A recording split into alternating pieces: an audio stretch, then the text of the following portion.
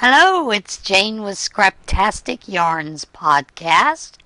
Today is September the 3rd. It's Tuesday, my normal day for podcasting. This is podcast number 26, I believe. I have been working on quite a few things this week. I have this bag was chock full of green yarn, and I mean overflowing, and we're now down to about one layer of some balls of yarn. I've made two of these Scraptastic Afghans, lapgans, using green and Iran. This is the second one. And I decided for the rest of it that I was just going to turn it into hats and go from there. Kendra of Hooked on Happenstance, and I think it's her Happenstance place. Maybe it is Hooked on Happenstance, and then where she does her Monday, Sunday, whatever. Sorry, Kendra. She is doing something that she's calling Scraptember, using up scraps. And I thought that was kind of funny because I've already done some of that and decided with the rest of the bag I was just going to turn those into some hats. I have worked on a few baby hats this week. Have a little white hat. Need to make a pom-pom for it. And then I have two little pumpkin hats that I've made. And those are pretty simple, basic crochet hats. The only other thing that I have finished, I did finish writing up the pattern for the spring garden shawl. And I did finish a second one. And this one is done in a worsted weight yarn, and this was a value pack of, I think it was Big Twist from Jnwynn's, and I used it, and I had gotten two of the value packs. They had this real pretty purple, and I used two full skeins and then about half of a second skein or a third skein. Not quite half, to get that done. I just wanted to show that this shawl can be done in multitudes of yarns.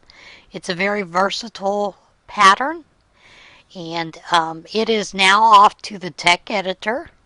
So hopefully by the end of the week I'll be able to release that pattern. That is basically what I have been doing, other than working on getting some of those bags sewn up. I've got that big stack that I've cut. Uh-oh, I'm dropping a stitch.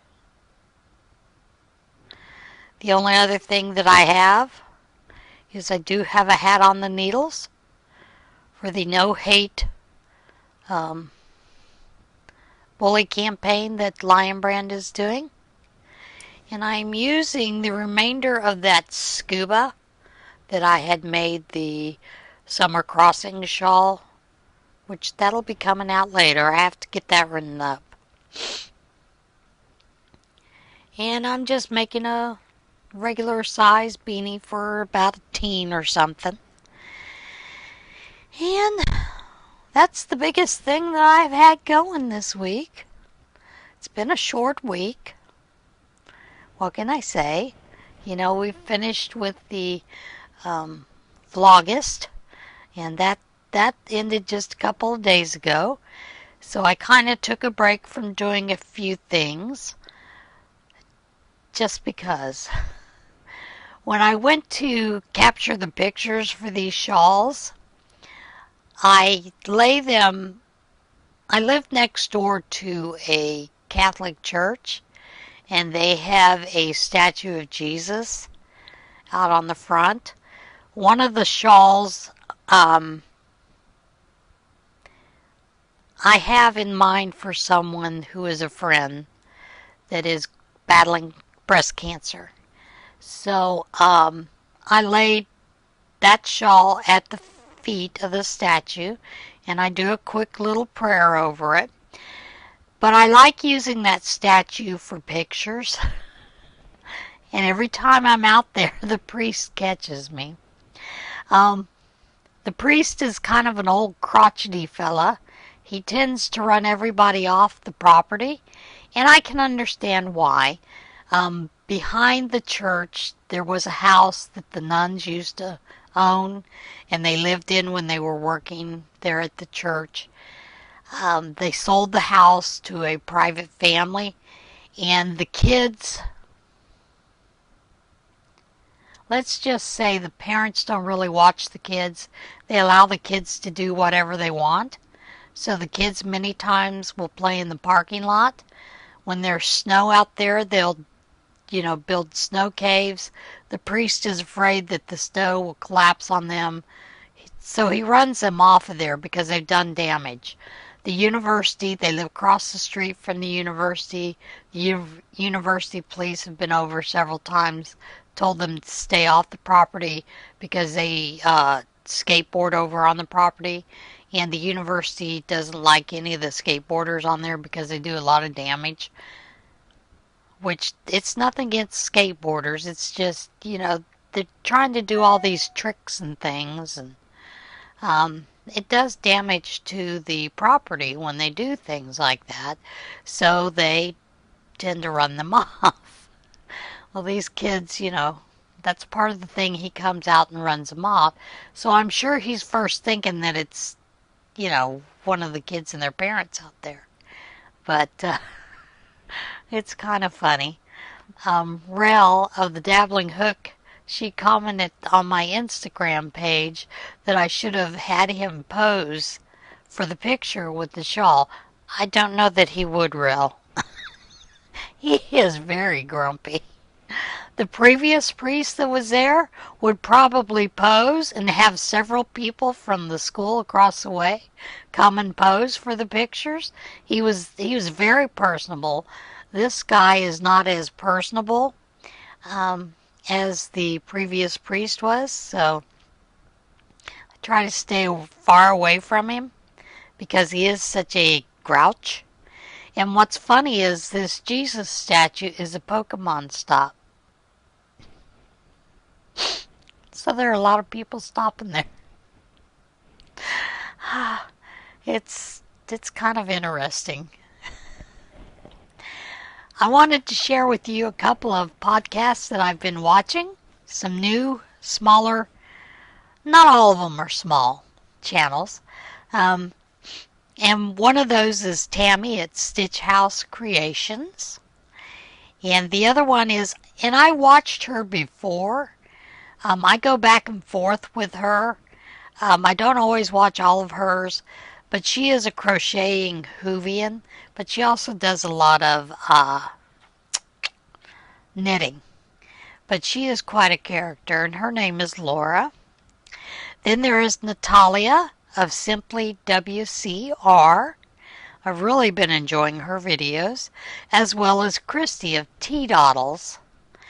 And Christy does a lot of, she does some crochet things, she does some scrap things, some quilting things. She is also I believe she's an art instructor. But, so she's kind of got her fingers in a lot of things.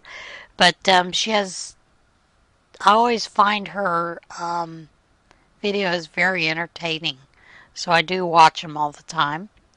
And a new one to me is Beccasbusyfingers. And I'm enjoying hers as well. Then there's Amanda of Undercover Yarnsnob. She is fairly new. I think she's had a YouTube channel in the past where she primarily posted some private videos, like of dogs, her dogs, and around where she lives in Virginia Beach.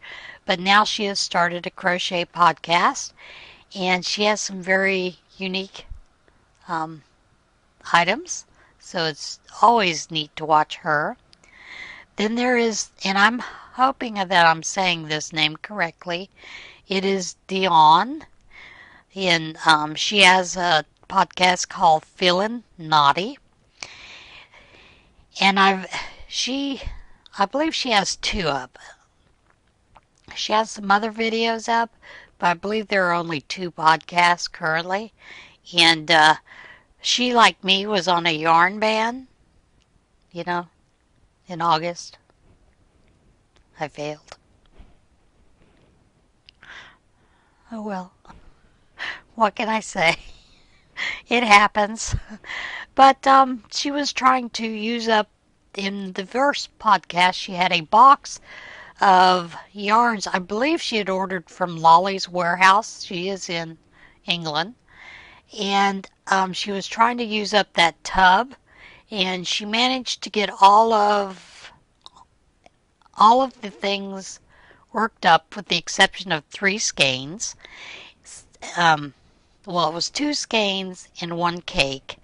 And she has some beautiful items. She has a shawl that she saw a chart for, and she did the shawl, and she has named it Valkyrie shawl simply because she didn't know the name of it, and I believe it's the Serafina shawl.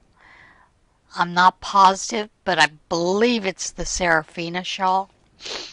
I need to go back and look and see if they are the same thing.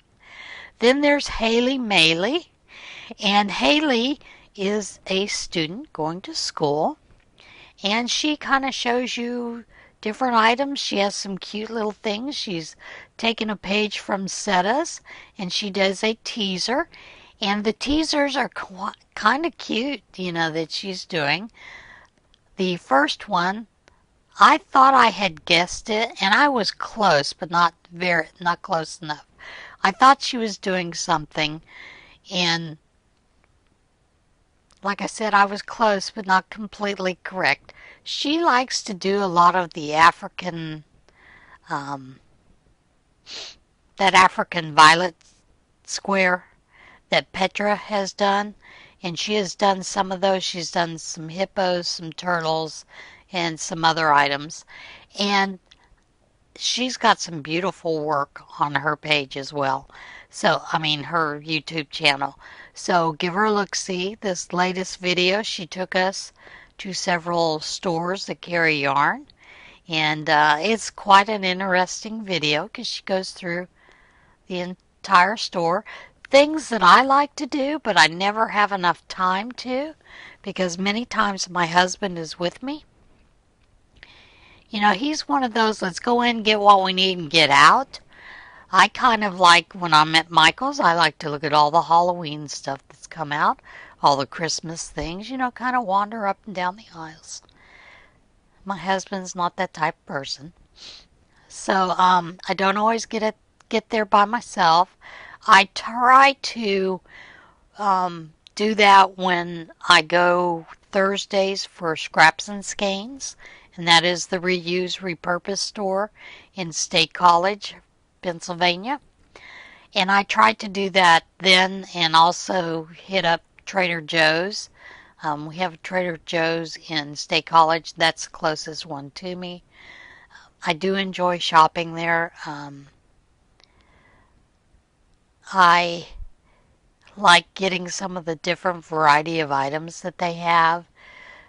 Our normal grocery stores do not carry cauliflower pizza base, and that is something that my husband and I enjoy, although I have made a pizza base using, believe it or not, shredded chicken, and that has turned out well, but we do also like the cauliflower base for the pizzas. We do try to follow a ketogenic diet many times. basically it's more me than him. He does not have issues with that, but I think you can see I'm a pretty fluffy girl. And I have had some blood sugar issues. I have had in the past something called gastroparesis, which was the start of all my blood sugar issues. Um, and it just came out of the blue.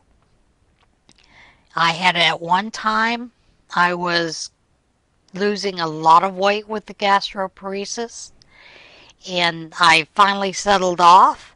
So, and I do mean a lot of weight. When I was being seen by the gastro doctors, you see my hair has got this lovely gray in it. At that time, it was almost white. Had a lot of white with some brown in it. The uh, the GI doc, she loved the way that the hair looked. She goes, and she used to tell me all the time, Jane, I love the way that your hair looks. It's absolutely stunning. It looks really good and everything. She said, but I do know it's due to malnutrition, with the gastroparesis. Gastroparesis is where you are, and this is the best way to explain it. I was extremely nauseated all the time, but I was also starving to death. You're very hungry while you're extremely nauseated at the time. Many times when you eat something, you have to eat smaller meals. There are a lot of things that you cannot eat. You cannot eat a lot of things with fiber when that is in, full-blown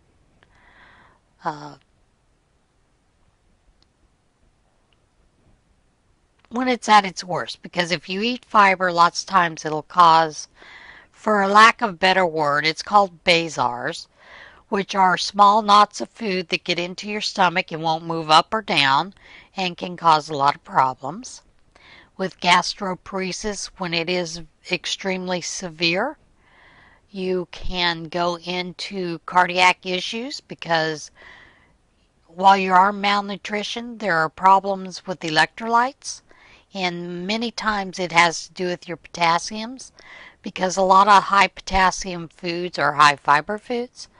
So you get a low potassium, and then if you try to take potassium on top of it, it gets stuck in there, so then you get a lot of potassium that is surged into your system, and you can actually stop your heart. And those are some of the issues that I had with gastroparesis. During that time, I was using a drug that is normally used for lactating mothers to help them lactate, and it's called domperidone. It is no longer something that is easy to get in the U.S. Geisinger is the hospital that was seeing me for that, and at the time I could get it, no problems. Then it came a period where you could no longer get it because the doctors, they had decided in their infinite wisdom, you had to be part of a study program, and they did not want to do the research on it. And the funny thing is, domperidone has been used for close to 70 years in Japan and France for this particular issue. It does work. It does not give you some of the other side effects that one of the ways they treat it is sometimes with antibiotics or Reglan. Reglan has its own issues because you can get what's called tardive kinesis, and it's basically where you're moving your mouth a lot, you're doing those kind of things. So, so I was on the domperidone for quite a while. Geisinger quit it, and at that time I could still get it by going through a pharmacy in Canada. And then Obamacare came along and changed those kind of things, so could no longer get it whatsoever. We switched over to Reglan.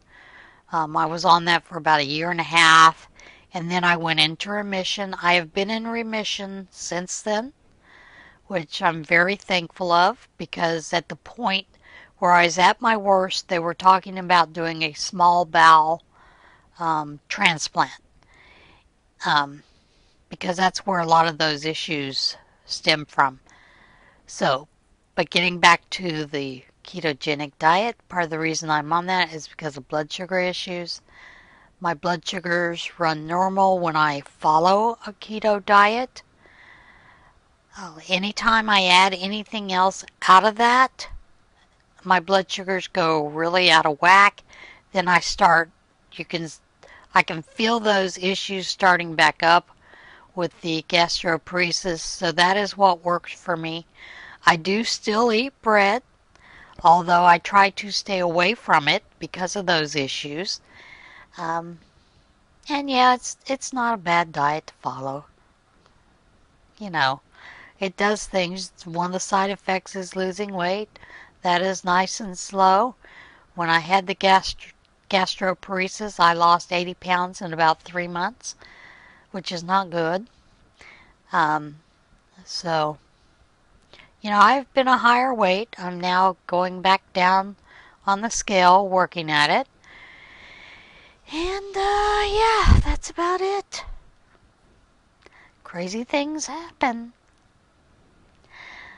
So, the only other thing I need to get a video filmed for the shawl that I have written and that is at the tech editor. There is a stitch that is a wrap stitch, and I will show you that stitch here. And let me see if I can get that. And that is basically this stitch right here. Now, it wraps on either side, so there is no right or wrong to this. It is one of those stitches, many stitches when you're writing up shawl patterns. You have to be careful because you want the stitch to look a certain way. So you have to make sure it's on one side of the shawl all the time. This is not one of those. So it's a great stitch, but it's something that when I first saw the stitch, I was like, what? Wrap stitch? But it's very simple, very easy. So I do need to get that video so that folks won't be confused about how to do it. Because like I said, once you see how it's done, you'll be going, that's making a mountain out of molehill about a stitch. So that is it for today. I will see you again soon. So yeah, everybody have a great day. If you're working on some of the hats for the Not Hate hats with the Lion brand No Bully, keep on doing that. I believe Mimi Loves Yarn is also doing that.